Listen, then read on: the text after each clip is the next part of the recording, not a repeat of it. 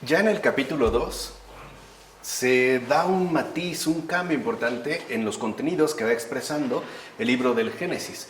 De hecho, en principio, el tema general que va a destacar y que desde el comienzo se va a mencionar es precisamente el hecho de que Dios descansa este día.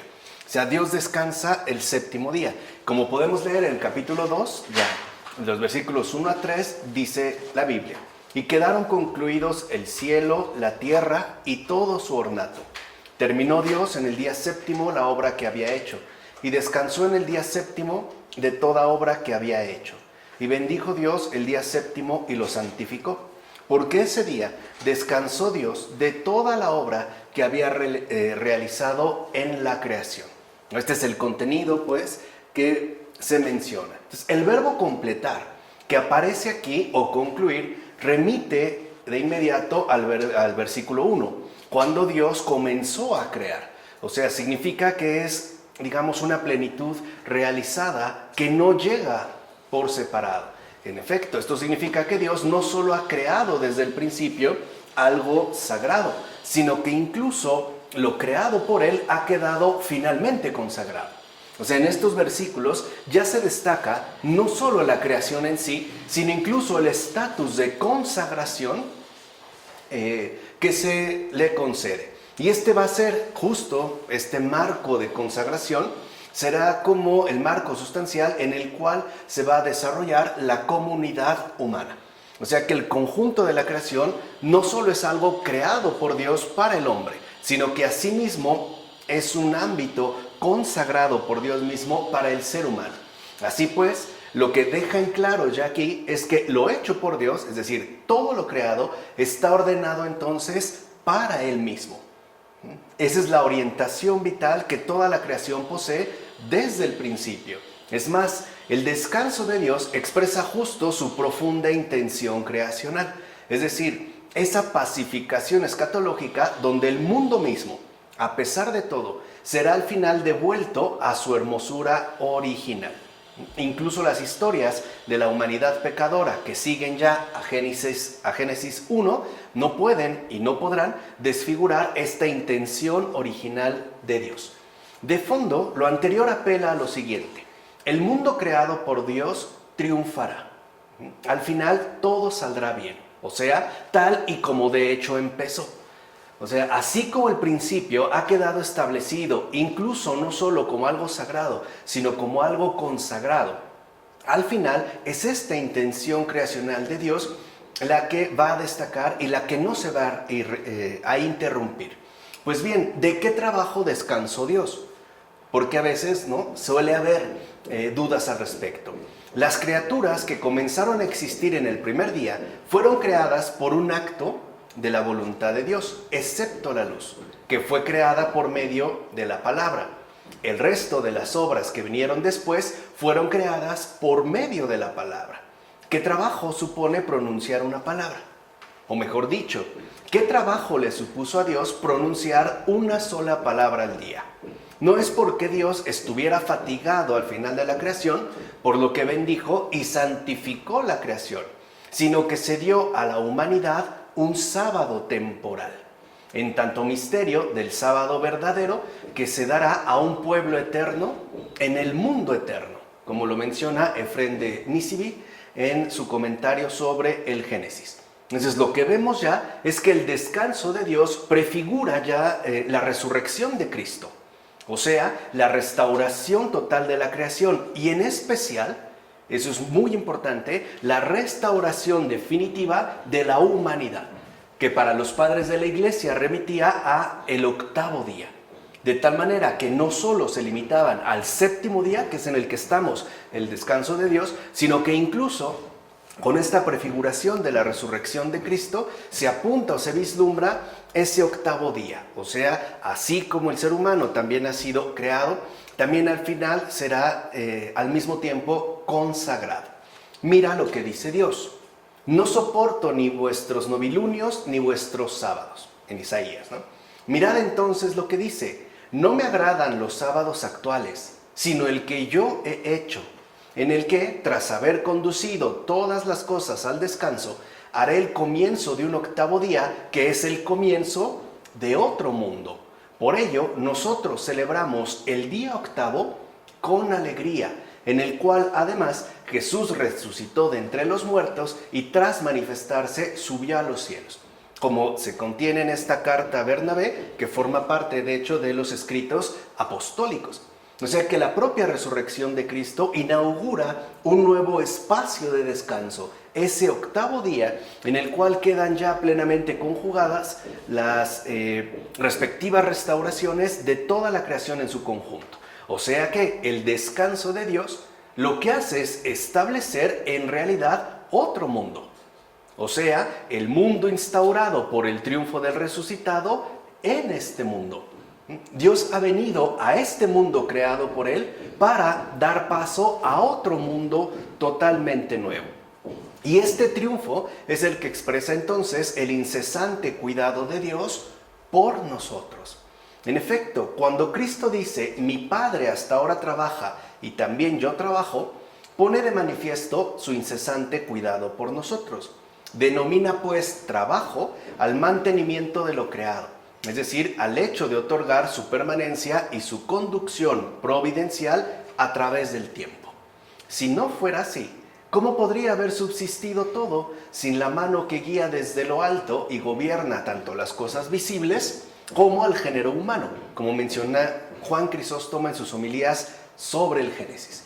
Entonces vemos que al momento en el que en estos versículos se habla del descanso de Dios, se está queriendo poner de manifiesto esa intención divina que ha venido como a dar forma a todo el conjunto de la creación y que finalmente apunta a la instauración de un nuevo mundo, incluso de un nuevo mundo que no reniega o que no parte de otra cosa distinta del mundo en principio creado.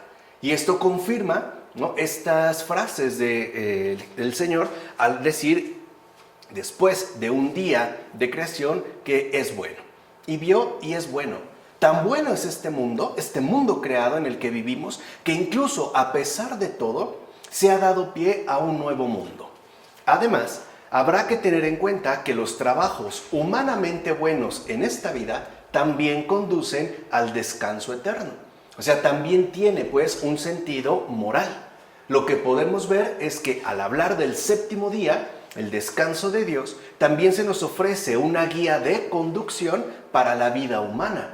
El descanso de Dios es pues aquello que nos recuerda simbólicamente que cuantos en este mundo, que consta de 6 edades, se dedican como Dios a realizar obras buenas para el Señor y para los demás, en la vida futura serán introducidos por Él en el verdadero sábado, o sea, en el descanso eterno, como lo dice Beda en sus homilías sobre los evangelios. Y aquí hay que percatarse de algo importante.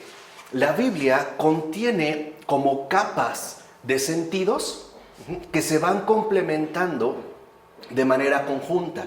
De hecho, al abordar la Biblia, ¿no?, al leer la Biblia, al escuchar la palabra del Señor, no podemos, de hecho, ni siquiera intentar agotar la palabra. No se trata de agotar los significados, se trata de enriquecerse, porque es una palabra viva, en todas las posibles dimensiones que se puedan captar. Si lo vimos al principio en lo que comenzamos diciendo, se aborda una dimensión escatológica, incluso, por así decirlo, cósmica, pero también apela a una dimensión moralmente personal. O sea, tanto a lo que ocurre, por así decirlo, en macro, como al suceder de lo micro, es decir, a la vida ordinaria.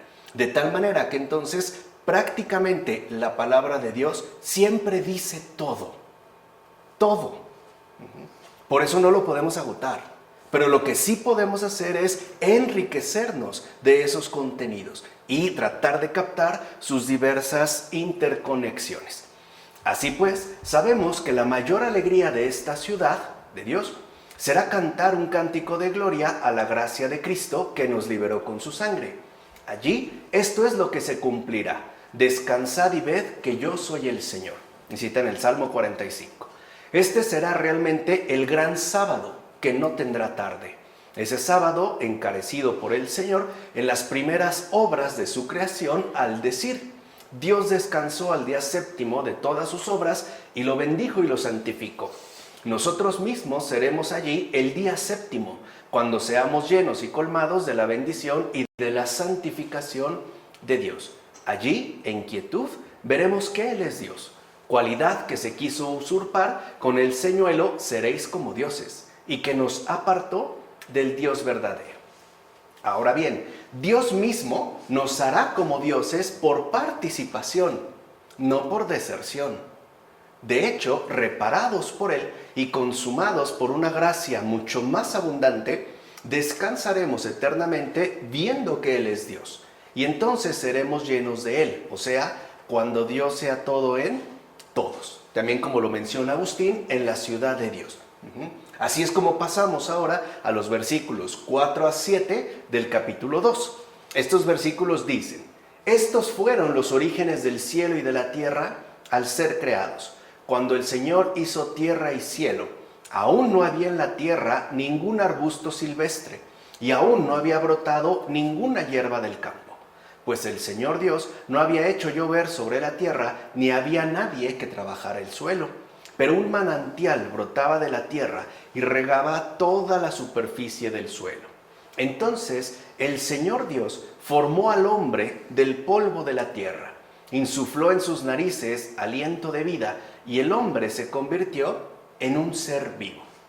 Si se dan cuenta, lo que acabamos de mencionar en relación al descanso de Dios apunta precisamente a la creación del ser humano, es decir, a la creación de la persona humana, y no es casual, porque significa que el descanso eterno, el octavo día, en el planteamiento de los padres de la Iglesia, está pensado para el ser humano.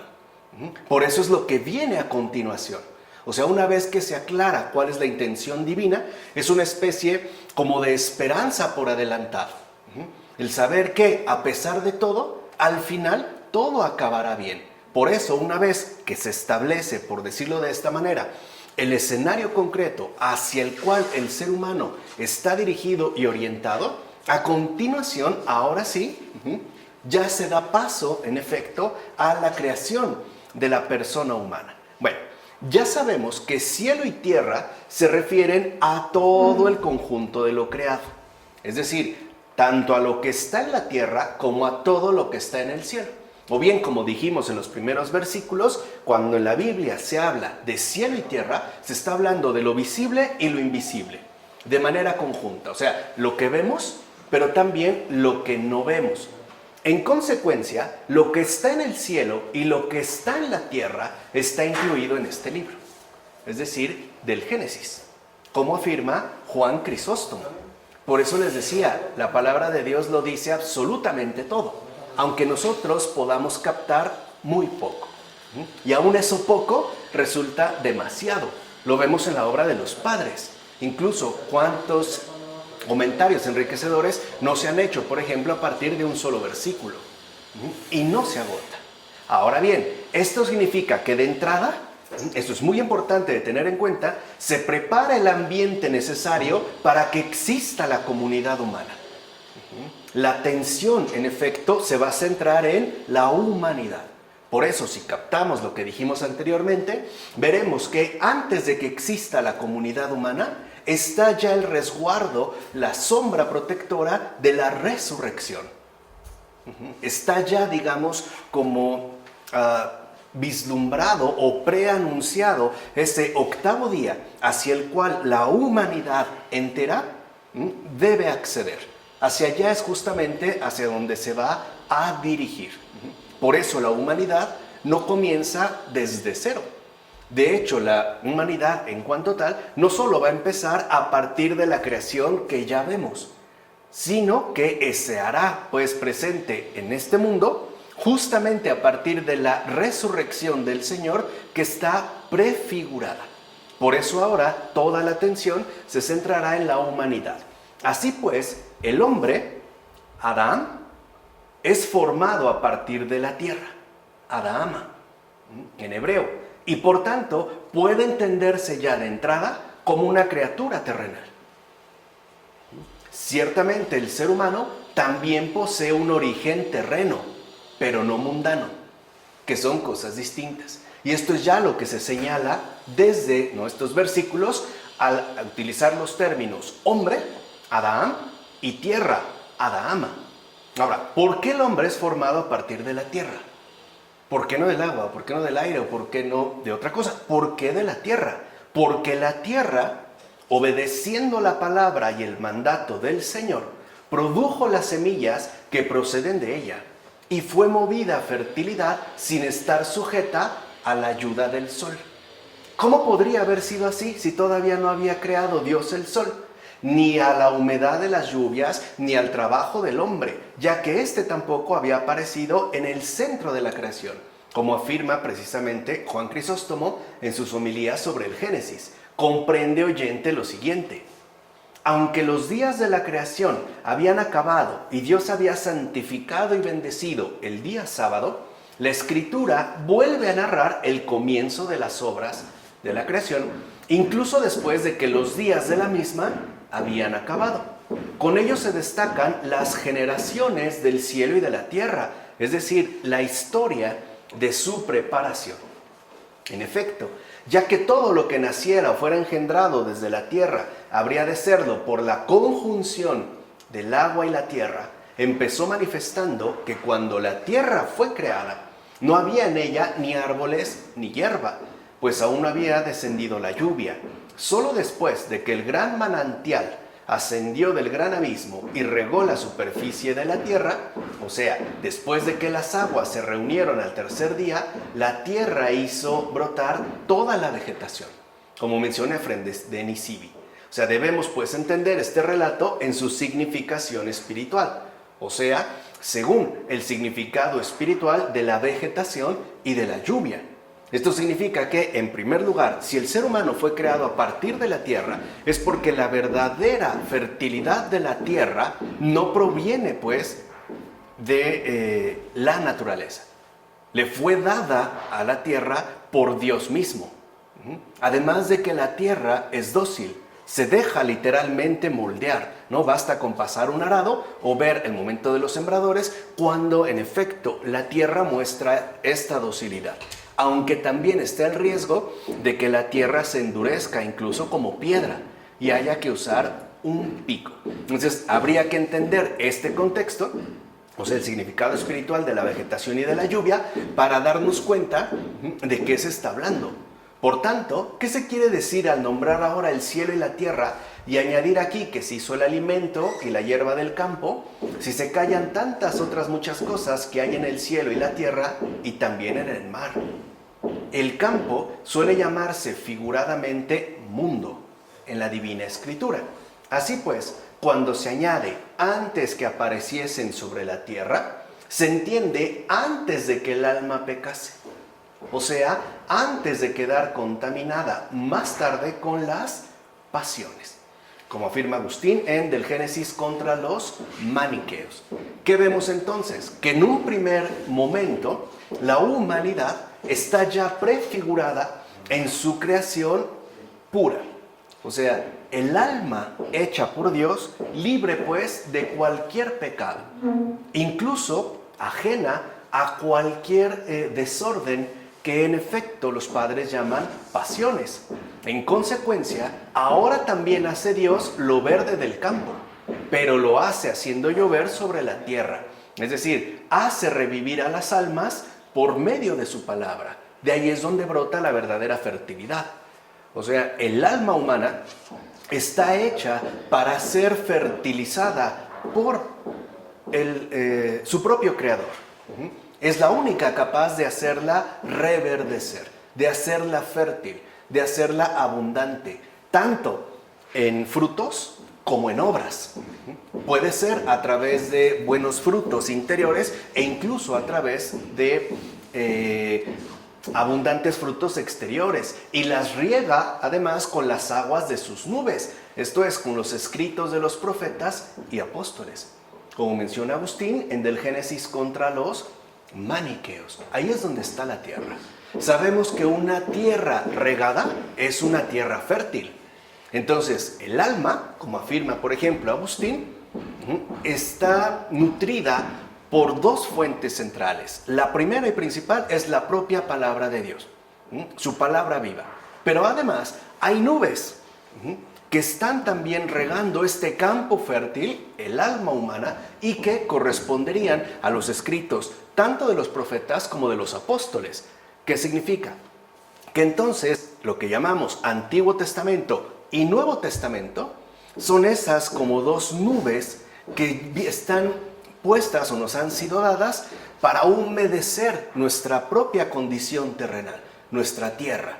O sea, para ser fértil pues el alma, en bondad, en gracia. Ahora bien, Cristo es ese río del que el profeta dice que riega e inunda toda la tierra. Pues es Cristo el que riega todo el universo, lo visible e invisible, y riega con el río de la vida todo lo que tiene existencia. Todo lo que existe en la medida que es vida es Cristo. Es más, en cuanto que riega es Espíritu Santo. En cuanto que posee el poder de la vitalidad es Padre y Dios. Pero los tres son un solo Dios, como afirma también Mario Victorino en Contra Arrio. Entonces veamos cómo para los padres de la iglesia, en este caso para Mario Victorino, estos versículos de Génesis también ya nos están manifestando la verdad acerca de Dios. Es decir, que Dios es Padre, Hijo y Espíritu Santo. Yo les he insistido y se los repito, para nosotros hoy pronunciarlo puede resultar hasta cierto punto sencillo, porque hemos de alguna u otra manera mecanizado el discurso, ¿no? Lo pronunciamos frecuentemente, pero de hecho no es algo evidente para nada. O sea, no tiene nada de evidente decir que Dios es uno y trino. Y aquí se ve, por ejemplo, en estos acercamientos, a veces tanteos, ¿no?, que los padres fueron realizando durante el primer tiempo ya del cristianismo. Pero alcanzaban precisamente a notar esa hondura de significación que contiene, por ejemplo, el libro del Génesis. Además, y esto es algo fundamental, debemos tener en cuenta lo siguiente: la cara de la tierra es una alegoría de María, o sea, la Madre de Dios. Y ahorita vamos a entender por qué. La superficie de la tierra, o sea, el rostro o la cara de la tierra, es decir, lo más digno de la tierra, representa rectísimamente a la Madre del Señor, la Virgen María, a quien regándola la inundó de gracias el Espíritu Santo, a quien el Evangelio llama fuente y agua, como afirma Agustín en Del Génesis contra los maniqueos. ¿Qué vemos entonces? ¿Por qué se habla en estos versículos de tierra y agua? Porque tierra y agua son pues humanidad y espíritu. Y aquí está, digamos, e incluso el anuncio del nacimiento virginal del Señor. Porque la tierra es receptiva a la inundación que Dios le hace llegar. De ahí es donde va a brotar justamente su más profunda fecundidad espiritual. O sea, María es plenamente humana, es plenamente terrena. O sea, es una criatura del Señor, pero es fiel a su propia condición, porque la tierra efectivamente es receptiva. Y María ha sido tan receptiva, de hecho, la única tan receptiva, que incluso el propio Hijo de Dios se encarnó en ella. Ahí está una inundación total. Nosotros quizá, Dios lo quiera, podemos llegar a ser santos, pero nunca podremos llegar a ser, por ejemplo, Madre de Dios o Padre de Dios. Eso solo le corresponde a María. Por eso se empieza a hacer ya desde aquí una alusión importante a la tierra. Por otra parte, habiendo sido el hombre formado por Dios del limo de la tierra, se suele proponer la cuestión preguntando: ¿cuál fue aquel limo? Es decir, barro. ¿O qué materia se insinúa con el nombre de limo? Los maniqueos, esos enemigos de los libros del Antiguo Testamento, como todo lo entienden carnalmente y por eso mismo siempre se equivocan, suelen rechazar que Dios hiciera al hombre del barro. Pues estos maniqueos dicen: ¿por qué hizo Dios al hombre del barro? ¿Acaso le faltaba materia mejor y más excelente para poder formarle? ¿Es por eso que Dios se vio en la necesidad de hacer al ser humano de esta tierra corrupta, mortal y tan frágil? En primer lugar, les diremos que para nada entienden los múltiples significados que se dan en la Escritura a las palabras tierra y agua. Y el limo, es decir, el barro, es justo una mezcla de tierra y agua. Recuerden que el propio Jesús lo va a hacer, además con su saliva, que eso es cosa verdaderamente extraordinaria. Además, decimos también que el cuerpo humano comenzó después del pecado a ser destinado a la corrupción, a la fragilidad y a la muerte, pero no antes. Los maniqueos solo horrorizan de nuestro cuerpo por la muerte, como si no fuera algo merecido a causa de nuestro pecado.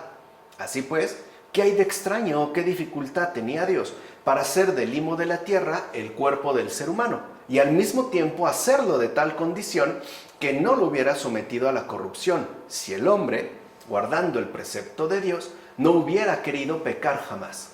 Ahora bien, si asimismo decimos que la hermosura del cielo la creó Dios de la nada o la hizo de materia informe, ¿qué tiene de extraño que el cuerpo humano lo hiciera Dios de un barro cualquiera?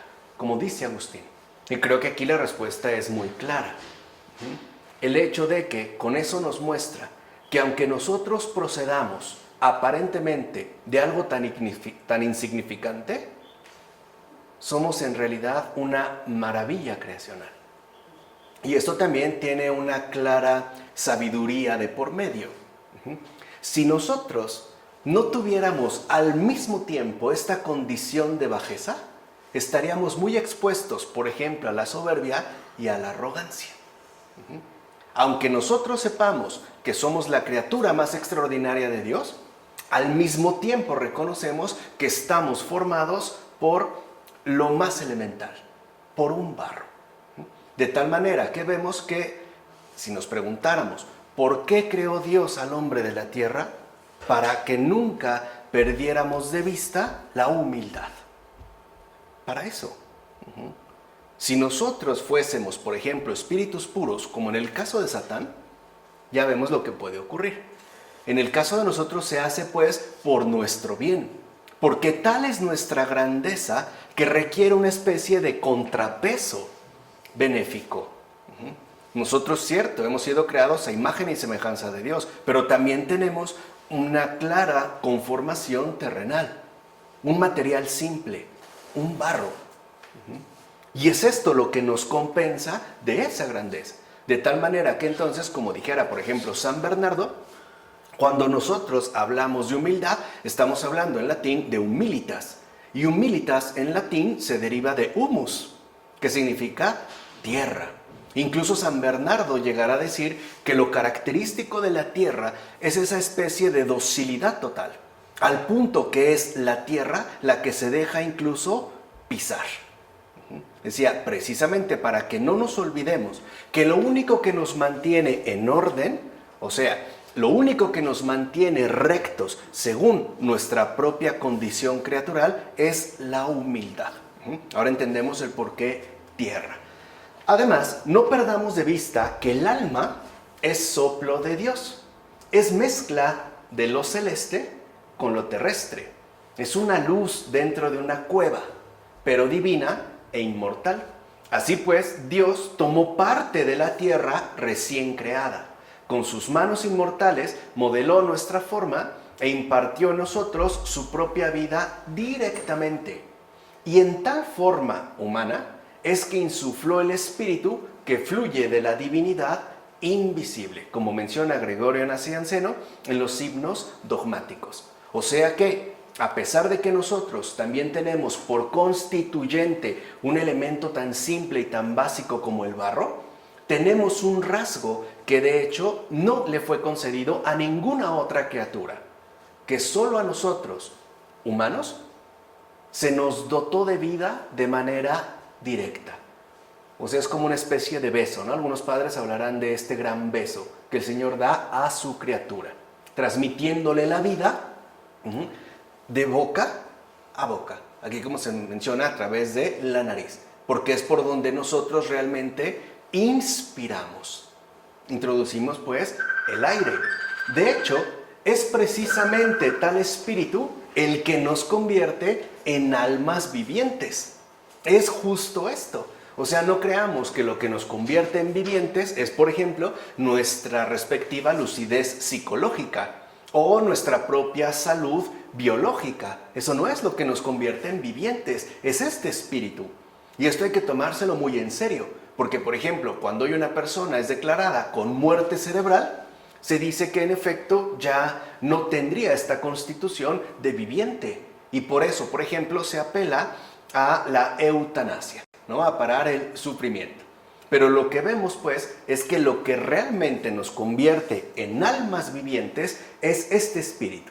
En efecto, la benevolencia del Señor quiso que el ser humano, que fue formado de la tierra, y vean aquí qué hermoso se presenta, ¿no? De algo bajo, de algo simple, de algo rústico, tuviera la naturaleza racional del alma, o sea, la naturaleza de logos, que además apelaría a lo más alto. Y es gracias a esta naturaleza que este ser vivo se manifestó conveniente y perfecto.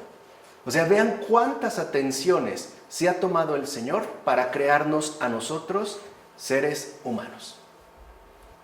El soplo de Dios, ese hálito de vida divina, concedió al que había sido formado de la tierra una fuerza vital.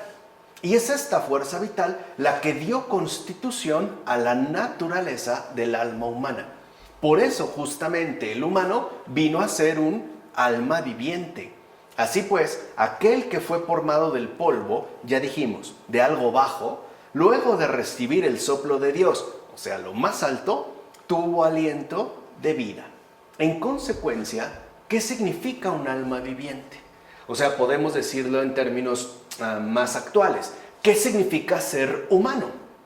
Pues un alma activa que tiene los miembros del cuerpo al servicio de la actividad y voluntad de Dios, como afirma Juan Crisóstomo en sus homilías sobre el Génesis. Por ende, nosotros defendemos que el alma tiene su origen en el soplo de Dios, no en la materia, como a veces se habla, por ejemplo, de una suerte de materia animada. Y de ese soplo divino nada hay más que investigar. Como si nosotros, lo menciona Tertuliano sobre el alma, ¿no? Tuviéramos que remontarnos a una fuente distinta. Recuerden que el contexto de los padres de la Iglesia es básicamente el pensamiento griego, ¿no? Y en general pagano, que tenía, por ejemplo, muchos elementos teóricos que no se basaban justo en esta revelación, sino en algunas elaboraciones conceptuales que no correspondían pues con la verdad. Debemos entonces entender que desde el momento en que Dios insufló su hálito de vida en el ser humano, el alma se unió al cuerpo. Desde ese momento hasta entonces, solo existía el cuerpo modelado por Dios. Pero se tomó con sus propias manos, ¿no? El alma permanecía en la boca de Dios, es decir, en la verdad y sabiduría de Él. Pero no vayamos a creer que esta alma se apartó de Dios como si fuera a ocupar otro sitio.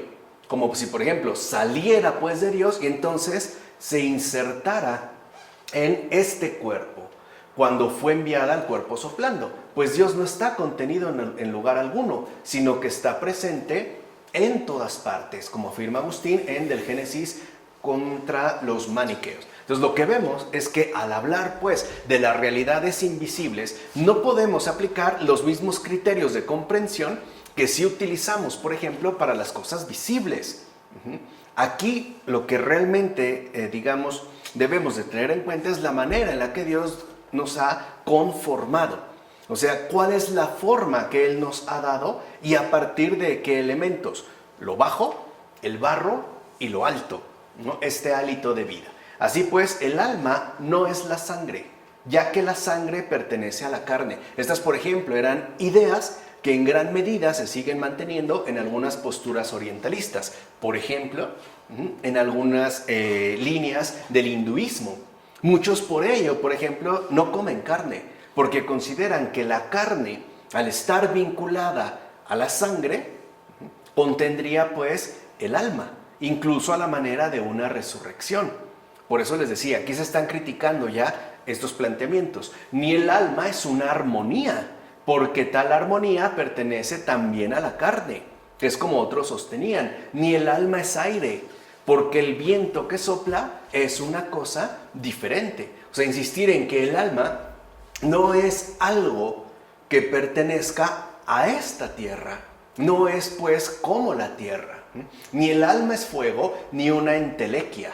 Entelequia, aquí está criticando a los griegos, que afirmaban algunos, por ejemplo, que el alma debería de ser pensada como una especie de perfección ideada. Algo que no correspondería precisamente con nuestra realidad concreta, pero sí que es un ser viviente. Adán fue creado como alma viviente porque el cuerpo, al ser insensible y estar privado de vida por sí mismo, como de hecho vemos en un cadáver, está más bien gobernado y vivificado por el alma. Es el alma entonces quien lo vivifica, como menciona Ambrosio en Sobre Isaac o el alma. Y esto es muy importante de tener en cuenta. Por eso nosotros vemos la diferencia entre un cuerpo, entiéndase, un cuerpo vivo y un cadáver. Porque el cadáver lo que expresa es la ausencia de este principio de vivificación. Además, hay un punto también importante que debemos de tener en cuenta. Este soplo, que nos convierte en almas vivientes, no solo se refiere a una especie de fuerza vital orgánica, sino que también remite a algo mucho más esencial, la verdad. Porque solo la verdad es vida del alma. Es pues aquello que realmente lo vivifica. Por eso incluso aunque una persona no muera y no alcance el estatus biológico de un cadáver, una persona que está en la mentira muere. O sea, su alma literalmente pierde esta vitalidad, pierde esta vivificación y por ende también está como muerto. De hecho, Dios hizo el hombre interior y plasmó el exterior. Y esta diferencia es fundamental. O sea, Dios no nos creó de la misma manera según nuestras dos dimensiones, o sea, lo exterior y lo interior. Veamos, repetimos. Dios hizo el hombre interior y plasmó el exterior. Plasmar es coherente con el barro, mientras que hacer es coherente con la imagen. Así pues, la carne fue modelada, pero el alma fue hecha. Y esto es muy importante de tener en cuenta, como lo menciona Gregorio de Nisa en su sermón sobre la creación del hombre. Esto es pues fundamental. El hecho de entender, ¿no?, que en nosotros se dan dos formas conjugadas, distintas, una hecha, otra plasmada, y que es justo en su respectiva conjunción que constituyen nuestra humana realidad. O sea, Dios no toma pues algo con lo cual plasme el alma.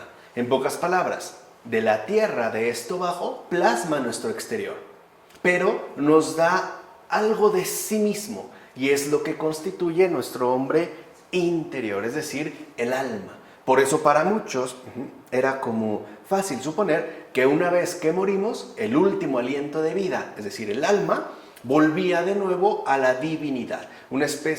Nosotros éramos una especie de inspiración y al morir nos convertíamos en una expiración, ¿no? Un aliento que regresaba a la boca de Dios. En efecto, Dios tomó barro de la tierra y modeló al ser humano. En esta afirmación encontramos ambas cosas, que el ser humano no es nada y que el ser humano es grande. Nada y digno de nada, si únicamente miras su naturaleza exterior. Pero si miras con atención el honor con el que ha sido honrado, entonces el ser humano es en verdad grande, como menciona Gregorio de Nisa en el sermón sobre la creación del hombre, algo que, dicho sea de paso, hoy se intenta negar por todos los medios. Por cierto, la muerte solo alcanza a tocar lo que Dios plasmó, es decir, el cuerpo. Pero la muerte no toca lo que Dios hizo, o sea, el alma. Dios entonces, justamente por eso, no tiene problemas con remodelar lo perjudicado, ya que su espíritu no ha sido ni vencido ni anulado en nosotros. Ahí es donde vemos el por qué también se permite la muerte de lo exterior, incluso su respectiva recomposición, es decir, la resurrección. A final de cuentas, tanto el cuerpo como el alma pertenecen a su origen común. Pues bien, antes has oído que Dios hizo al hombre y después oíste ya cómo lo hizo. Si la Escritura hubiese dicho sin más que lo hizo, habrías pensado que lo hizo como a las bestias, como a las fieras, como a las plantas, como a la hierba. Precisamente para que no te desviases hacia la comunión con estas otras cosas, la Escritura te ha enseñado el particular arte de Dios al formarte. O sea, de hecho nosotros somos una forma con arte. Somos la gran obra de arte que Dios hizo y plasmó, como menciona también Gregorio de Niza en el sermón sobre la creación del hombre. Ahora bien, debemos entender este pasaje de tal forma que no digamos que se escribió y sopló Dios en él un espíritu de vida y fue hecho el hombre un alma viviente. De tal manera que una parte de la naturaleza de Dios se convirtiera en alma humana y por tanto nos veamos obligados a decir que la naturaleza de Dios es mudable, o bien que se equivoca, peca y corrompe. Más bien, el alma fue hecha por Dios omnipotente y por lo tanto ella no es una parte de Dios o de su misma naturaleza. Les dije, como si se tratara de algo dado que se apartara de él y por ende terminara convertida en cualquier otra cosa, como menciona Agustín en Del Génesis contra los maniqueos. De hecho, como dice la palabra de Dios a Jeremías, antes de que te formara en el vientre materno, ya te conocí. Así pues, si Dios nos forma en el útero, también nos insufla la forma desde el principio, como menciona Tertuliano en Sobre el Alma. Incluso puede decirse lo siguiente: después de su resurrección, cuando se mostró a sus discípulos, lo primero que les dijo el Señor fue: recibid el Espíritu Santo. Y entonces sopló en sus rostros el mismo que dio vida con su soplo al primer ser humano, o sea, Dios. Y esto es como una imagen además muy hermosa, porque esto significa que Él mismo, es decir, Dios, es el que sopló ahora en la cara de ellos para que también se levantasen del lodo y así renunciasen también a las obras del lodo, como menciona Agustín en su tratado sobre el Evangelio de Juan. Entonces lo que vemos es que después de que, o mejor dicho, ¿no?, en cuanto el resucitado se aparece a sus discípulos, lo que hace es recrearlos de nuevo. Les da este nuevo espíritu de vida para que ahora se transformen en nuevas criaturas, es decir, en discípulos suyos, o simple y sencillamente en cristianos, tal como hoy lo mencionamos, sin atender o poner atención al peso que esto contiene. Ciertamente pensamos que las manos de Dios no son una parte corporal, sino su fuerza creadora. Así pues, cuando oímos la descripción de la creación según la cual Dios tomó barro de la tierra y plasmó al hombre, hemos de investigar el propósito de estas palabras. Es decir, considerar el amor que de una forma diferente siente el Dios del universo por la naturaleza humana. Y claro, esto es importante de destacar, porque si bien es cierto que Dios ama a toda su creación, eso no significa que ame todo exactamente de la misma manera. De hecho, a nosotros nos va a amar de una forma diferente, por no decir ya de una forma completamente especial. El resto de la creación, como afirma la Escritura, Dios la hizo por medio de su palabra, pero al hombre lo plasmó con sus manos. Entonces vemos que ya de entrada Dios establece un contacto directo con cada uno de nosotros, en tanto seres humanos, cosa que con el resto de la creación, por ejemplo, no hizo. Por supuesto, esta formación del cuerpo no se va a referir a un trabajo manual. No es esto a lo que se refiere, como si agarrara una especie de plastilina, ¿no?, y a la manera de un escultor le diera forma y después le soplara. No se refiere a esto, sino que la Escritura nos quiere expresar este amor mayor que Dios tiene a esta obra suya. O sea, lo mismo que una planta, somos obra suya, pero Dios ha manifestado un amor mayor, un amor especial por nosotros. De hecho, así como ahora se hace el embrión dentro de la madre, si Él quiere, y la naturaleza acompaña siempre a los límites dados por Él desde el principio, así entonces hizo el cuerpo humano de la tierra por deseo suyo. Y entonces el barro se tornó carne, sangre, piel, grasa, nervios, venas, arterias, sesos, médula, tendones, cabellos, huesos, los soportes de los huesos, ¿no?, que ahora llamamos músculos, pupilas, así como los caminos espirales de los oídos, la percepción de los olores, el órgano racional de la boca, donde los dientes completan la función de las cuerdas bucales y la lengua imita el entendimiento, como el mismo entendimiento imita la diestra del músico. Mira lo que dice, ¿no?, Teodoreto de Ciro en su compendio de fábulas heréticas. O sea, aquí lo que vemos entonces es que aunque diga que se tomó barro, se expresa un amor mayor, pero no hizo una cosa simple. El cuerpo, de hecho, y aunque alguien no sea creyente, no puede negar que es una maravilla. Es algo absolutamente sorprendente.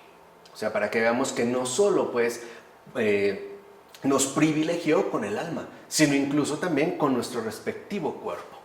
Ahora bien, esto no significa precisamente que el alma no exista antes del cuerpo, pues el ser humano es unidad de ambos, o sea, cuerpo y alma.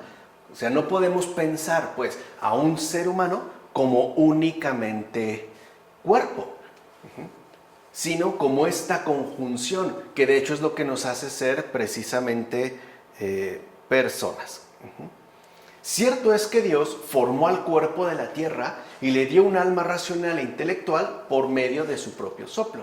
Pero cuerpo y alma han sido formados conjuntamente.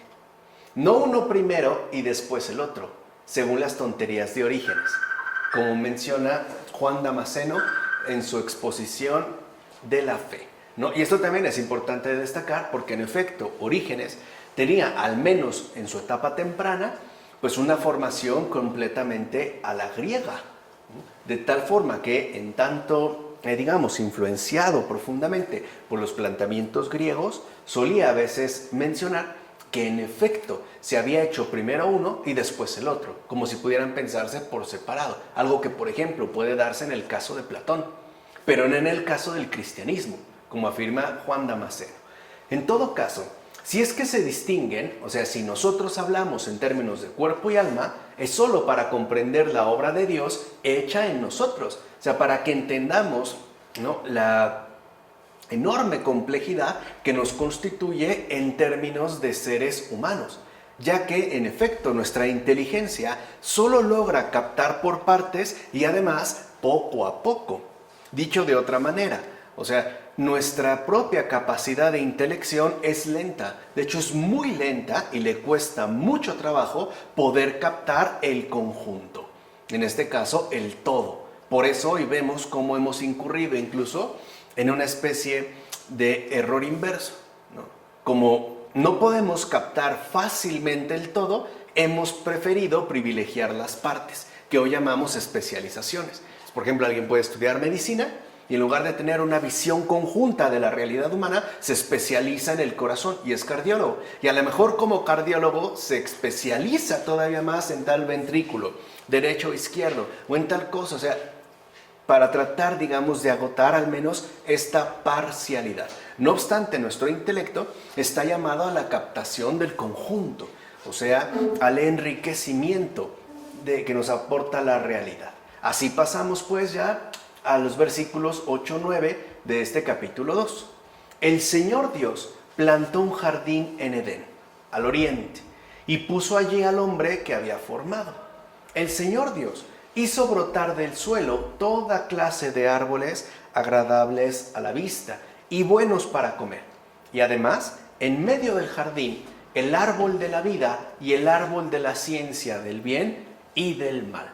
Entonces vean, comenzamos hoy, ¿no?, por el día del sábado, por este entorno sabático, pasamos a la creación del hombre y ahora, digamos, la ubicación en la cual éste ha sido puesto, ¿no? O sea, una vez pues creado, el ser humano no es colocado en cualquier lugar, sino que se le asigna un espacio muy particular, un jardín del Edén, que además, ¿no?, por Dios, han brotado de su suelo toda clase de árboles agradables a la vista y además buenos para comer.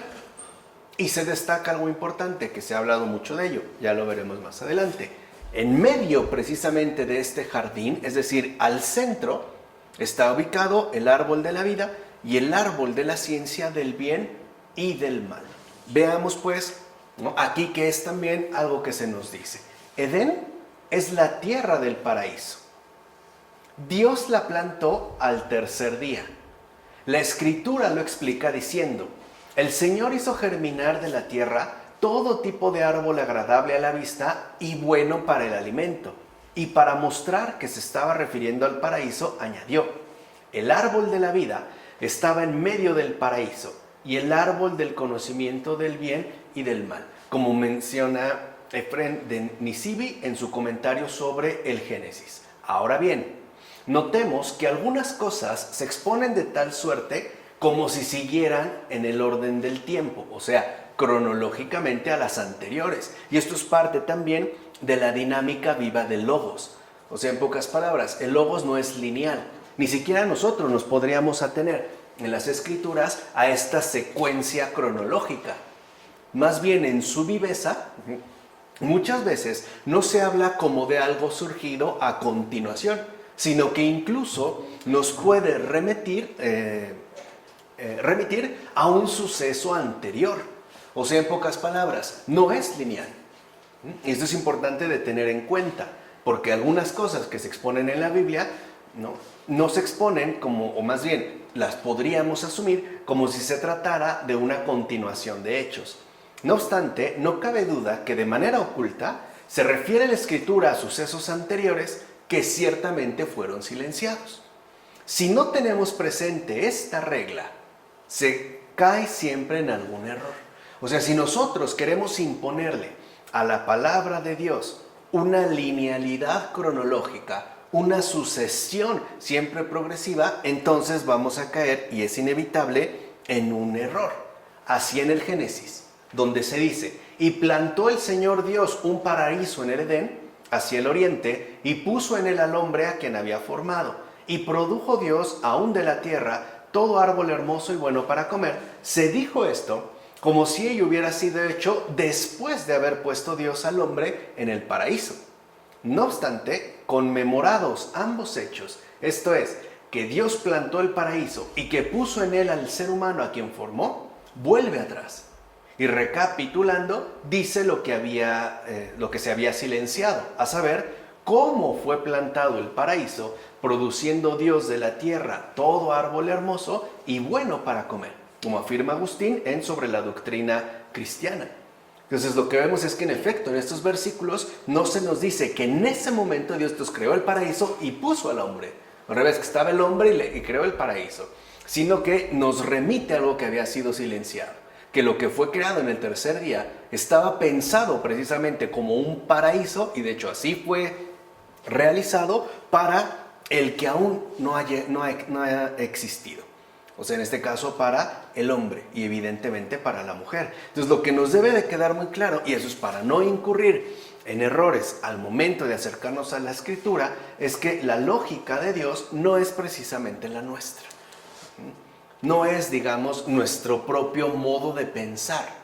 De hecho, su lógica es logos, es decir, es algo vivo, no es la verdad misma viviente. Nuestra lógica no. Nuestra lógica tiende a ser cronológica, por la simple y sencilla razón de que nosotros estamos también vinculados de manera inevitable al tiempo.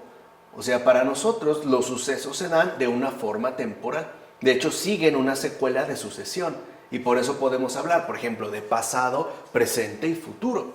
Pero la realidad no es así. O sea, el logos no es que esté supeditado a una linealidad, sino a una dinámica vivencial que a veces nos hace remitir y a veces incluso nos puede, por así decirlo, adelantar.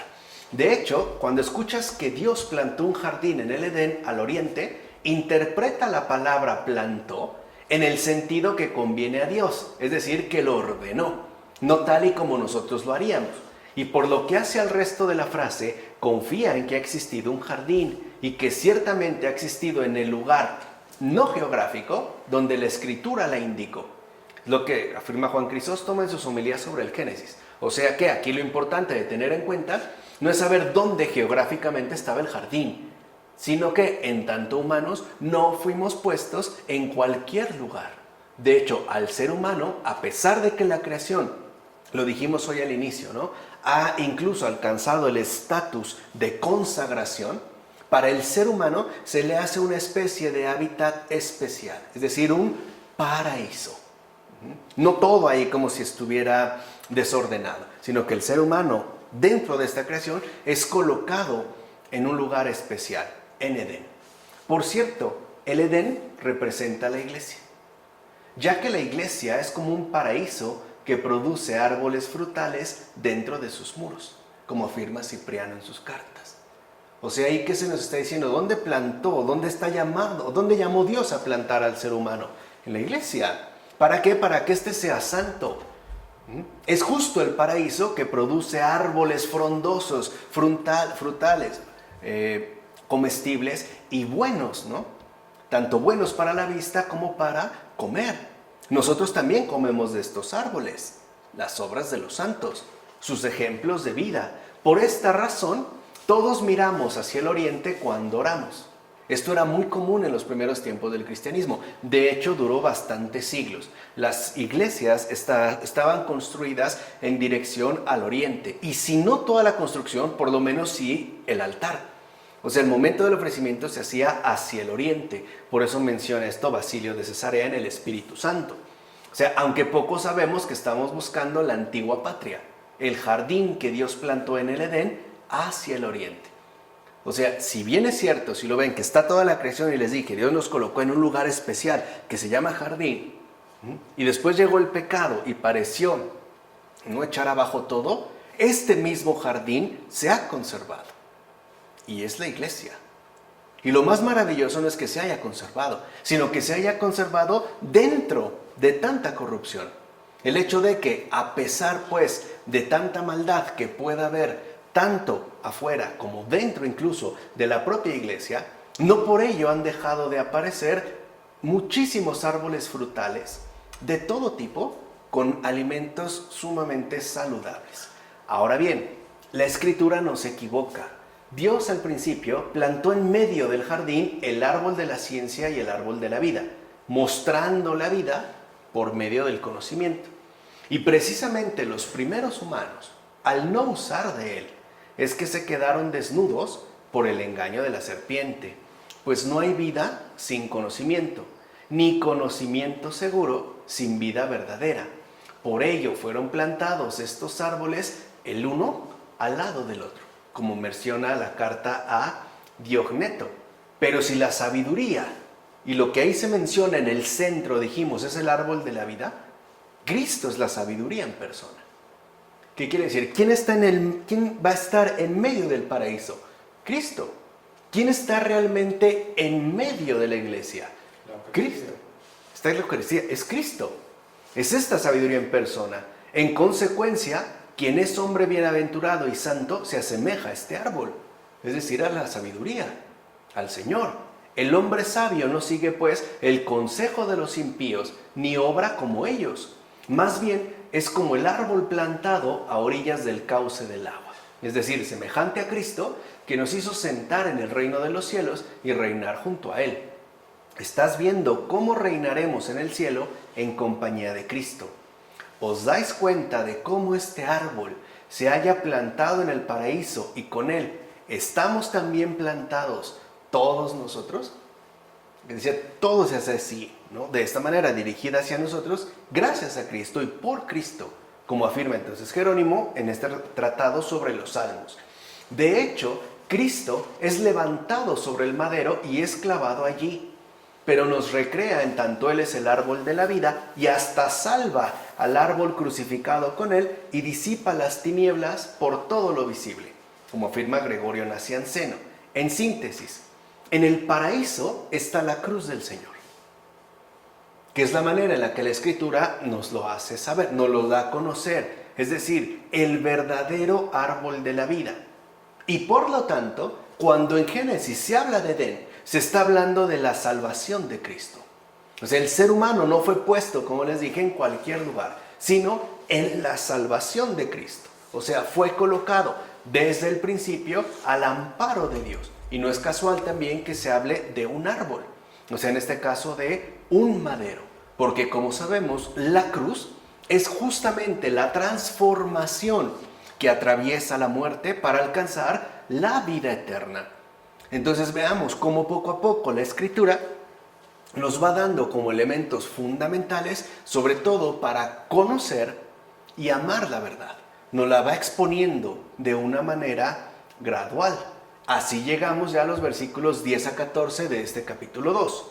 Un río nacía en Edén para regar el jardín y desde allí se dividía formando 4 brazos. No olviden lo que acabamos de decir, ¿no? Edén es la salvación de Cristo y este árbol es la cruz, ¿no? O sea, se está hablando pues de la salvación en términos de lo que es el crucificado. Veamos. El nombre del primero es Pisó, que rodea todo el país de Javilá, donde hay oro. El oro de aquel país es puro. Allí hay también bedelio y piedra de ónice. El nombre del segundo río es Gihón, que rodea todo el país de Etiopía. El nombre del tercer río es Tigris, que recorre el oriente de Asiria. Y el cuarto río es el Éufrates. Fíjense, lo primero que vemos es que aquí se destaca ese río, que desde el interior sale y se parte en 4 brazos, justo como la cruz del Señor. Ahí ya emana, si bien se mencionó de una forma velada al hablar de Edén, aquí digamos ya se expresa con mucha más notoriedad. De hecho, el número 4 simboliza la totalidad del mundo, es decir, la vivienda de Dios. ¿Qué es el Edén? Dijimos, la salvación de Cristo. Esa es la verdadera vivienda de Dios. ¿Y dónde se da esta vivienda? En la iglesia. Por eso vemos que lo que brota desde el interior, o sea, lo que se manifiesta, ¿no? Como dijera Jesús, cuando sea levantado atraeré a todos hacia mí, Él también de aquí está emergiendo. Y ya se forma pues esta cruz. Veremos que no es el único lugar donde se menciona. También al momento, por ejemplo, de la construcción del arca por parte de Noé. Pero bueno, eso serán los capítulos adelante. Pues también aquí se llama Edén, a la deliciosa tierra del paraíso. Digo yo que se llama fuente de riego a ese río por convención, ya que los árboles espirituales del paraíso no necesitan ser regados con agua, sino con gracia. En efecto, al ser espirituales, beben de las benditas aguas que hay allí, y es justo entre los 4 ríos que vivimos nosotros. De hecho, aunque se conocen los lugares por los que fluyen, se desconoce la corriente principal, es decir, su fuente originaria. Y, puesto que el paraíso está situado en un lugar muy elevado, sus cauces descienden y son absorbidos hasta el interior del mar, como si fueran dirigidos a través de una larga conducción, y asimismo pasan por dentro de la tierra, como menciona Efrén de Nisibi. Entonces debemos de tener en cuenta, pues, el significado simbólico de los 4 ríos. El Fisón, que según los hebreos se llama Fisón y según los griegos Ganges, discurre hacia la India. El Gihón, es el Nilo, que recorre la tierra de Egipto y Etiopía. La región limitada por el Tigris y el Éufrates se llama Mesopotamia, precisamente porque está situada entre 2 ríos. Pero ¿en qué sentido la sabiduría de Dios es llamada fuente? Pues bien, esta es la fuente, es decir, la que el Evangelio declara: si alguno tiene sed, venga a mí y beba. Y así como la sabiduría es fuente de vida, fuente de gracia espiritual, así también es fuente de todas las demás virtudes que nos dirigen por el camino recto de la vida eterna. Así pues, los 4 ríos son los 4 planteles de las distintas virtudes, que de hecho son los 4 cursos en los que se divide la sabiduría. ¿Y cuáles son los cursos de las virtudes? Sino el de la prudencia, el de la templanza, el de la fortaleza y el de la justicia. Por tanto, así como la fuente es la sabiduría, así también estos 4 ríos son las aguas abundantes de las virtudes. En efecto, en la cruz de Cristo están contenidas todas las virtudes, especialmente en sus 4 afluentes: prudencia, templanza, fortaleza y justicia. Por eso, si alguien quiere justicia, voltee a mirar al crucificado. Si alguien busca fortaleza, mire al crucificado. Si alguien requiere templanza, mire al crucificado.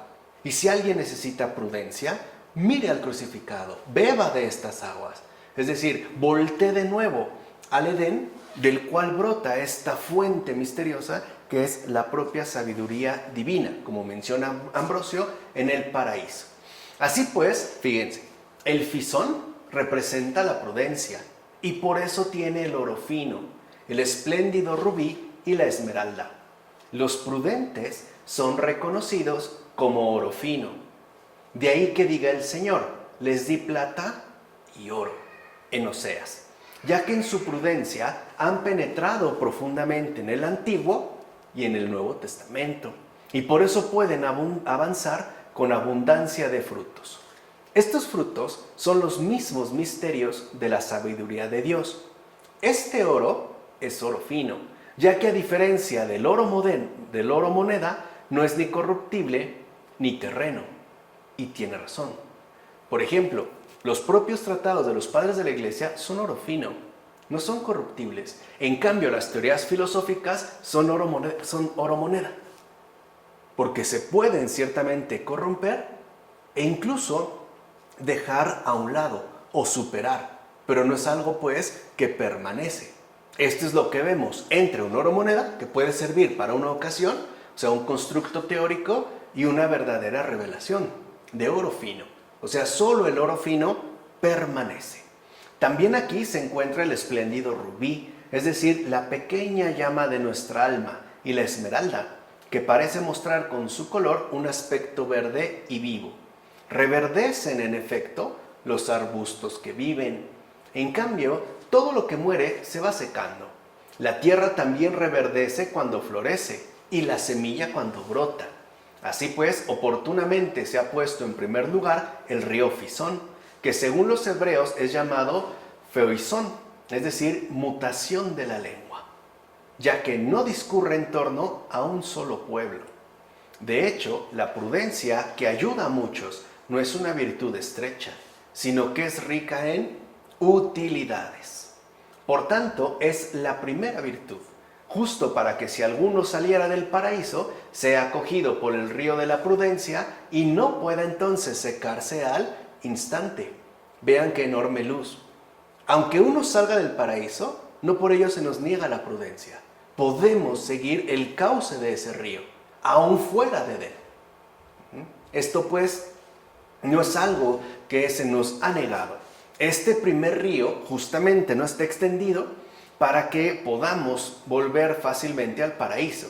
Este río está frecuentado por muchas personas, ya que posee una enorme fertilidad. De hecho, fluye hasta los confines de la tierra, ya que por la sabiduría han sido redimidos todos los seres humanos. Ahora bien, el segundo río es el Gihón o Gijón, junto al cual les fue dado a los israelitas el mandato de salir del país cuando estaban en Egipto y de comer el cordero con los lomos ceñidos, lo que es signo distintivo de templanza. Justo como conviene celebrar la Pascua del Señor castos y santificados. Así pues, junto a este río se ha establecido primeramente la observancia de la ley. El nombre Gihón significa cierta hendidura en la tierra. Así pues, del mismo modo que una hendidura absorbe la tierra y cualquier basura o inmundicia que ahí se encuentre, así también la castidad acostumbra a eliminar las pasiones del cuerpo. Y con razón, pues allí por primera vez se estableció la observancia de la ley, pues por la ley se absorbe el pecado de la carne. En consecuencia, se dice que el Gihón, figura de la castidad, circunda la tierra de Etiopía, para que éste purifique el cuerpo impuro y apague el incendio de las pasiones envilecidas, ya que Etiopía, según la interpretación latina, significa tierra abyecta y vil. El río Gihón apaga y purifica las negruras tenebrosas de nuestros pecados. El Tigris es el tercer río, el cual discurre por Asiria. lugar hacia donde fue llevado el Israel desvariado. De este río se dice que es el más veloz de todos, y junto a él habitan los asirios, es decir, los que dirigen, pues esta es la traducción de ese nombre. Por consiguiente, cualquiera que con fortaleza de ánimo haya sometido los vicios que apartan del camino del deber, y entonces se dirija velozmente hacia las cosas celestiales, debe ser considerado igual a este río. De hecho, la fortaleza traspasa con su curso rápido todo lo que se le opone, y su camino no se detiene ante ningún obstáculo que se le ponga delante. Por último, el cuarto río es el Éufrates, que en latín significa fecundidad y abundancia de frutos. Y es esto justamente el signo distintivo de la justicia que alimenta a toda alma. Ninguna virtud parece que produce frutos más abundantes que la equidad y la justicia, ya que aprovecha más a las otras virtudes que a sí misma y deja a un lado sus propios intereses al anteponer la utilidad común. De hecho, el género humano de nada se alegra más que de la justicia y la equidad. Por eso, aunque se mencionan los lugares por donde discurren los otros ríos, no se describen las regiones por donde discurre el Éufrates. En efecto, se afirma que su agua tiene una cualidad vital que restaura y fortalece. De ahí que los sabios hebreos y asirios lo llaman auxe, incremento, en contraposición a cómo se habla del agua de los otros ríos. Pues donde está la prudencia, allí también está la malicia. Y donde está la fortaleza, allí está la ira. Y donde está la templanza, allí también está la intemperancia y los otros vicios.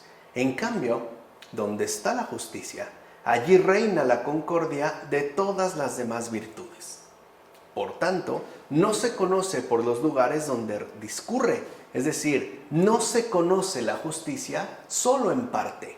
La justicia, en efecto, no es en sí misma divisible en partes, puesto que es la madre de todas las virtudes. Así pues, estos cuatro ríos nos señalan entonces las cuatro virtudes principales, como lo menciona Ambrosio en su texto, el paraíso.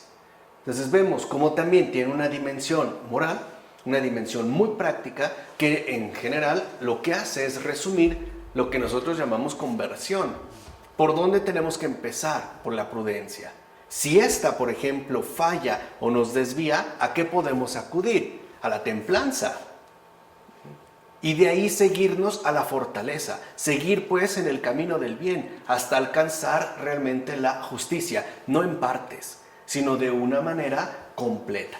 De tal manera que podamos, a través del ejercicio constante de las virtudes, regresar de nuevo al Edén, es decir, a los brazos de Cristo. Por otra parte, asimismo debemos tener en cuenta que el océano es como un río que circunda toda la tierra. De él parece que habla la Escritura cuando dice, un río sale del paraíso. Este río conduce las aguas a los mares. En los mares se estancan y por estar sin movimiento se vuelven salobres. El sol atrae hacia arriba lo que es más ligero, de donde se forman las nubes y nacen las lluvias. Y por medio de la filtración el agua se dulcifica. Este único océano se divide pues en cuatro ramas, esto es en cuatro ríos, como afirma Juan Damasceno en su exposición de la fe. O sea, hay una inundación pues de gracia en todo el mundo. Además, los ríos del Edén prefiguran simbólicamente a la iglesia, ya que la iglesia es como un paraíso que produce árboles frutales dentro de sus muros. Estos árboles los riega la iglesia por medio de cuatro ríos, que son los cuatro evangelios. Y por ellos se distribuye la gracia del bautismo con el agua de salvación que viene del cielo. ¿Acaso puede regar de las fuentes de la iglesia quien no está dentro de ella? ¿Acaso puede ofrecer la bebida de salud a alguien quien, por estar desviado y condenado por sí mismo, es decir, relegado fuera de las fuentes del paraíso, se secó y hasta desfalleció de sed eterna, como afirma Cipriano? Ahora entendemos por qué, por ejemplo, los que han decidido optar por el cisma y se han apartado de la iglesia no pueden ofrecer los sacramentos. Se secaron. Es por eso. No pueden ofrecer ya esa bebida de salud. En todo caso, estremecedores son en verdad los misterios de la iglesia, que hoy también está como sumamente desprestigiada, ¿no? Del paraíso brotó una fuente que derramaba ríos materiales. Y ahora de esta mesa, altar, brota una fuente que lanza ríos espirituales de salvación. Junto a esta fuente han sido plasmados no sauces estériles, sino árboles que se yerguen hasta el cielo con fruto imperecedero, es decir, los santos. Y esa es una muy bella definición de un santo. ¿Qué son los santos? Árboles que se yerguen hasta el cielo, que se elevan hasta el cielo con un fruto realmente imperecedero. Así pues, si alguno se quema, venga junto a esta fuente y enfríe su ardor. Esta fuente, la iglesia, destruye el ardor y refresca lo abrasado.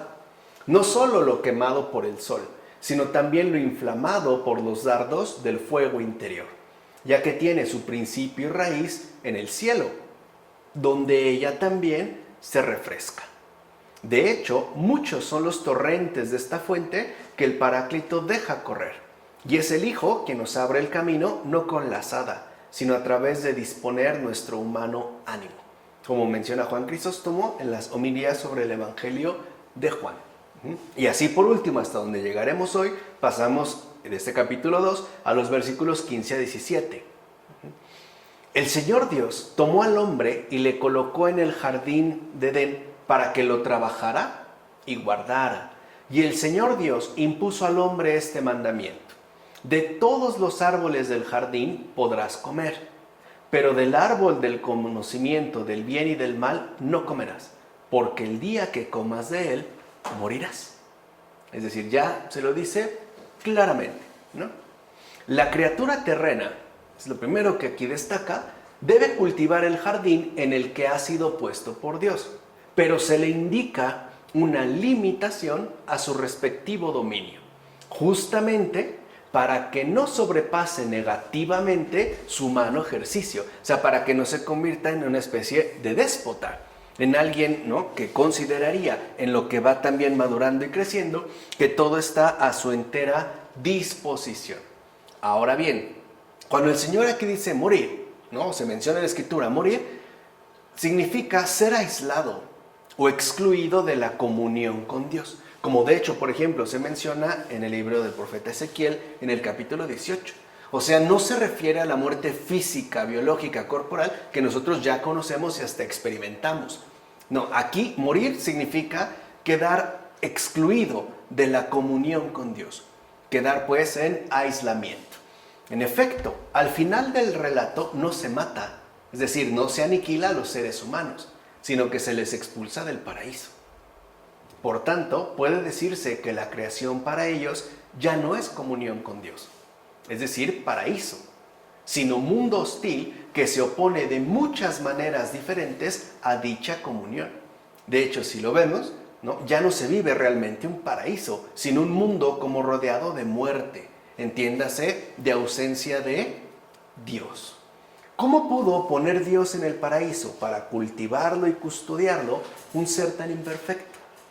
Al que podía cultivar incluso el árbol de la vida y todo lo que Dios había plantado e hizo crecer, no sería razonable que se le calificara de ser imperfecto. ¿No sería más bien que ese ser era perfecto, pero se hizo imperfecto por su desobediencia? Y tuvo entonces necesidad de alguien que remediara su adquirida imperfección. Por esta razón fue enviado el Salvador, como menciona Orígenes en el comentario al Evangelio de Juan, cosa que no es precisamente correcta, porque no fue a partir de la imperfección adquirida por el hombre que entonces el Salvador fue enviado. De hecho, como dijimos, antes de la creación está justamente la redención, y esto es importante también de tener en cuenta. Pues bien, en cuanto a que el ser humano fue colocado en el paraíso para trabajarlo y custodiarlo, diremos que aquel trabajo, o sea, aquel trabajo que se le indicó, cultivar el jardín, no era fatigoso, sino honroso, porque uno es el trabajo del paraíso y otro muy distinto el de la tierra, o sea, al que fue condenado después el ser humano por causa del pecado. No estamos hablando, pues, de lo mismo. Ahora bien, cuál fuera la condición de aquel trabajo lo demuestran las palabras que se añadieron: para custodiarlo. Pues en la tranquilidad de la vida feliz, donde no existe la muerte, todo trabajo se reduce a solo custodiar lo que se tiene. Como dice Agustín del Génesis contra los maniqueos. ¿Qué es pues lo único que tenía que hacer el primer hombre en el paraíso? Cuidar lo que le había sido dado. Honrarlo con su comportamiento recto, con su fidelidad al Señor Dios. Así pues, realizar y guardar el mandamiento de Dios, esto es, creer en el mandamiento, era obra de Dios. Ese era su importante y más fundamental trabajo. Su trabajo primario, honrar la propia obra de Dios. Por tanto, igual que creer en Cristo es una obra, así también lo es creer en el mandamiento. Porque si Adán toca el árbol, muere, pero si no lo toca, vive. En palabras espirituales, obra es la observancia del mandamiento. Y dicha observancia contiene el ejecutarlo y el guardarlo. ¿Pero de quién? No había ladrón, no había merodeador, no había embaucador. Por ende, se trataba de guardarlo para sí mismo, justo para no perecer al haberlo transgredido. Sí, guardando el mandamiento, preserva para sí el paraíso, como afirma Severiano de Gábala en Sobre la creación del mundo. En pocas palabras, ¿cuál es el trabajo inicial del ser humano? Guardar el mandamiento de Dios, guardar su palabra, el ejercicio constante de la fe. No tenía que sembrar, no tenía que cultivar, no tenía que cosechar, ni una sola gota de sudor, pues para expresarlo de esta manera. Lo único era custodiar fielmente lo que le ha sido dado. Y no solo en términos materiales, sino en términos espirituales. El consejo y la guía de Dios mismo. Porque ahí no lo está amenazando, le está diciendo la verdad. Es como cuando alguien te da un consejo. Está aconsejando. Entonces, ¿qué es lo primero que debe de guardar el ser humano? La propia palabra de Dios, su indicación, su mandamiento. Adán recibió en el paraíso el mandato de trabajar y cuidar de él. Y por eso el trabajo es también en nosotros una inclinación natural, es decir, un movimiento hacia el bien. Ese es el trabajo, aún bajo estas condiciones. Vamos a decir así, post-pecado. No, aún bajo estas condiciones el trabajo es un movimiento hacia el bien, una inclinación permanente hacia el bien. Por tanto, los que se abandonan en la ociosidad y la pereza, aunque sean espirituales y santos, se precipitan ellos mismos a la servidumbre antinatural de las pasiones del mal, como afirma Simeón, el nuevo teólogo, en sus catequesis.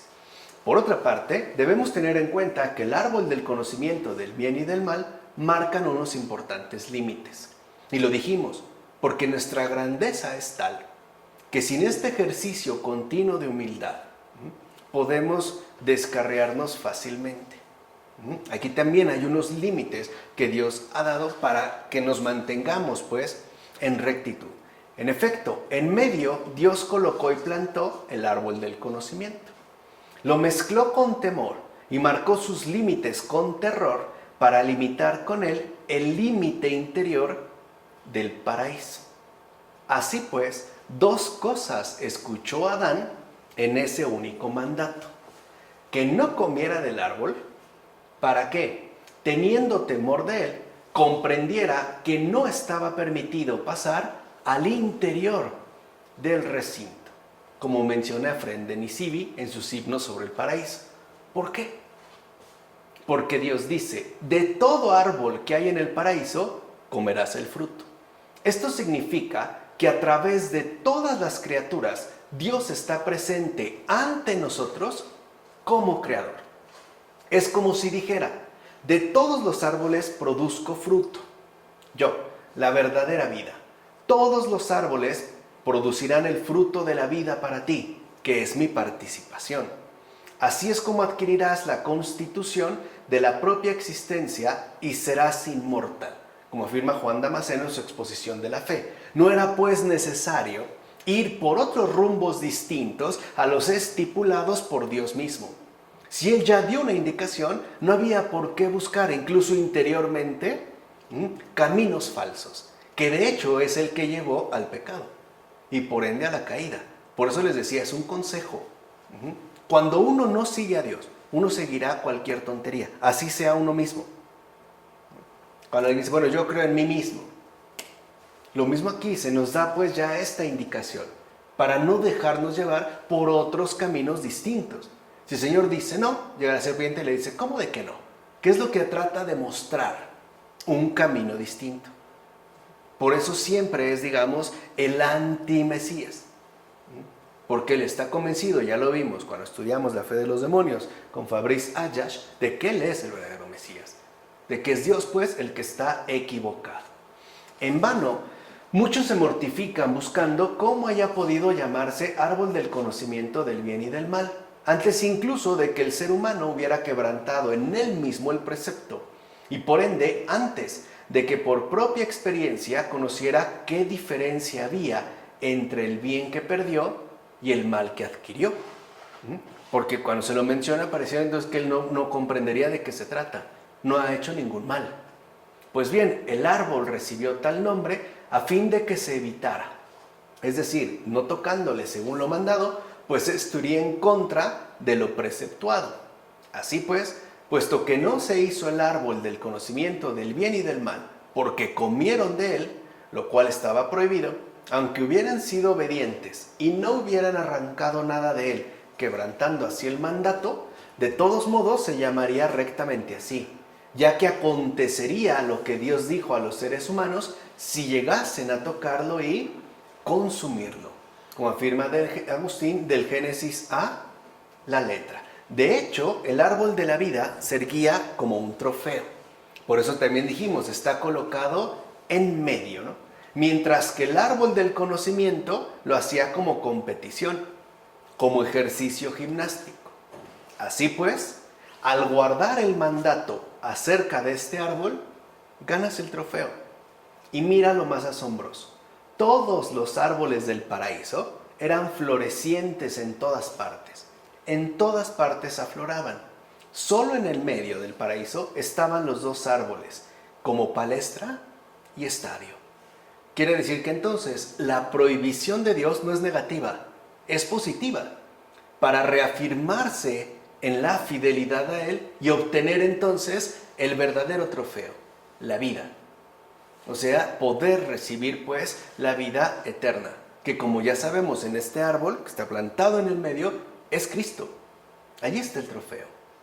Por eso se nos invita también primero a ejercitarnos en esta fidelidad al bien. Sabiendo Dios, además, que la voluntad libre del ser humano podría inclinarse en uno u otro sentido, porque efectivamente somos libres, les tomó la delantera y fortaleció la gracia que les había dado. Es decir, con la imposición de una ley y un lugar determinado. Los introdujo en efecto en el paraíso y les dio una ley.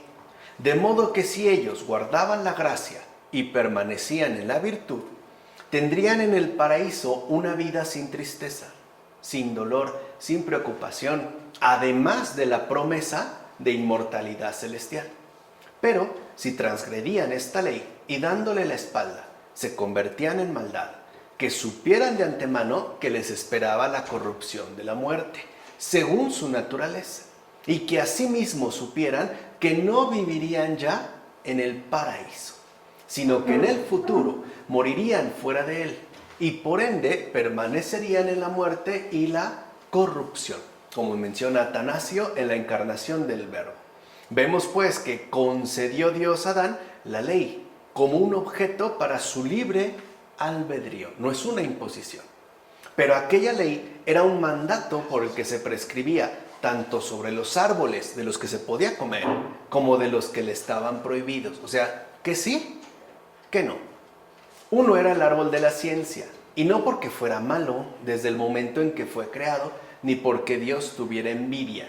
Digo esto para que los enemigos de Dios no hablen mal ni imiten a la serpiente con sus mentiras. Pues era bueno si se hubiera comido de él cuando fuera permitido. De hecho, yo mismo pienso que ese era el árbol de la contemplación. hacia el cual únicamente pueden subir con seguridad los más perfectos. No obstante, no era bueno, sin ser malo, para los todavía sencillos, es decir, para los ávidos de deseos. El alimento perfecto y sólido no es bueno para los que todavía se encuentran en la edad infantil, ya que todavía tienen necesidad de leche. Quiere decir que entonces recién creados, son pequeños. ¿Quién de nosotros, incluso a estas alturas, a un recién nacido, le daríamos, por ejemplo, una rachera o un pozole? Lo matas. Ni siquiera se ahoga. No tiene ni dientes ni forma de poder comerlo. Lo mismo aquí, son pequeños. Acaban de ser creados. Dios le está dando una indicación.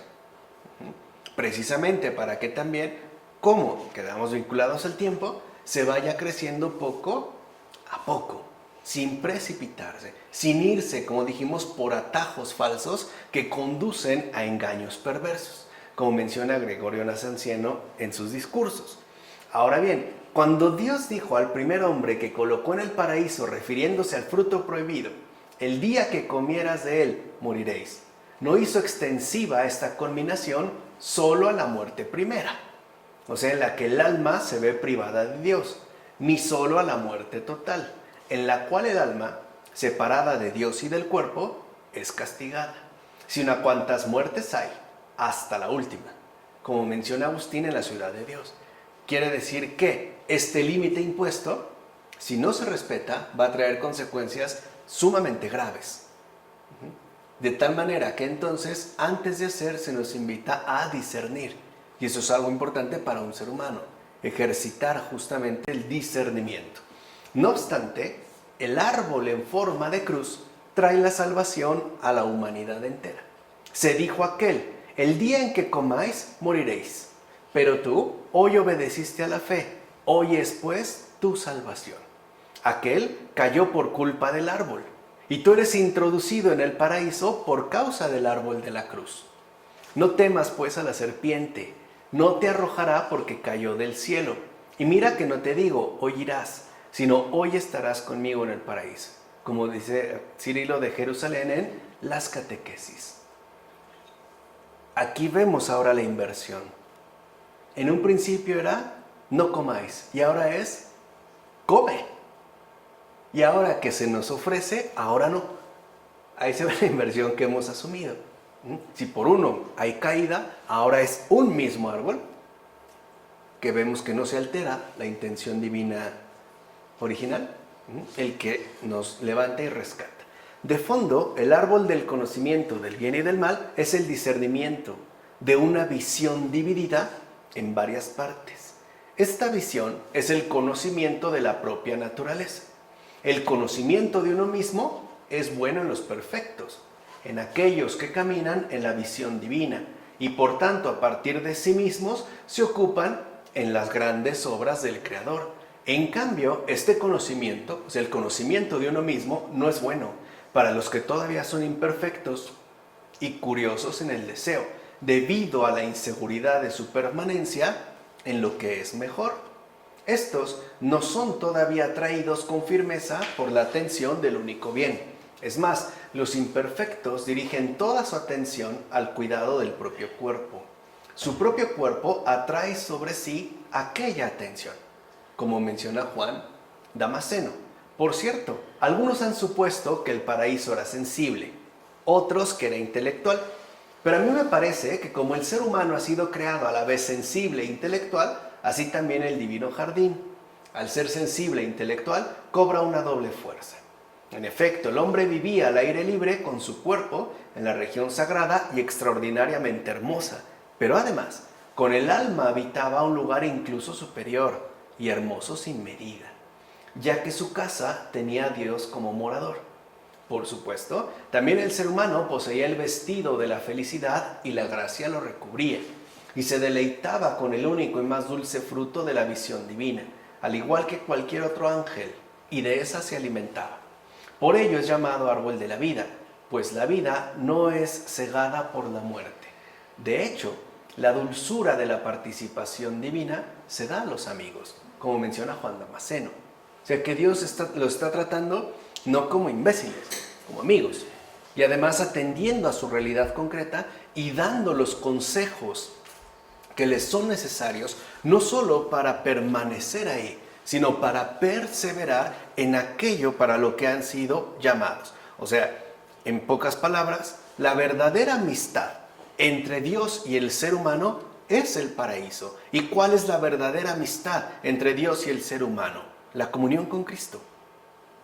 Esa es la verdadera amistad entre Dios y uno como ser humano. Es la comunión con Cristo. Quien está en comunión con Cristo, quien realmente se adhiere a la comunión con Cristo, está en amistad con Dios. Ha recuperado el paraíso.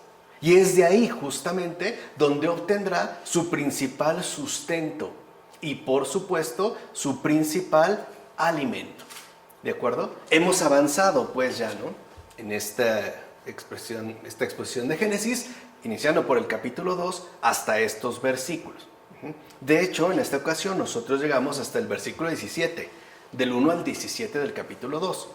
Es importante ver cómo se va dando la secuencia para que la siguiente ocasión retomemos justo los contenidos que aún nos faltan, ¿de acuerdo? Vamos a dejarlo hasta aquí. En nombre del Padre, del Hijo, del Espíritu Santo. Amén.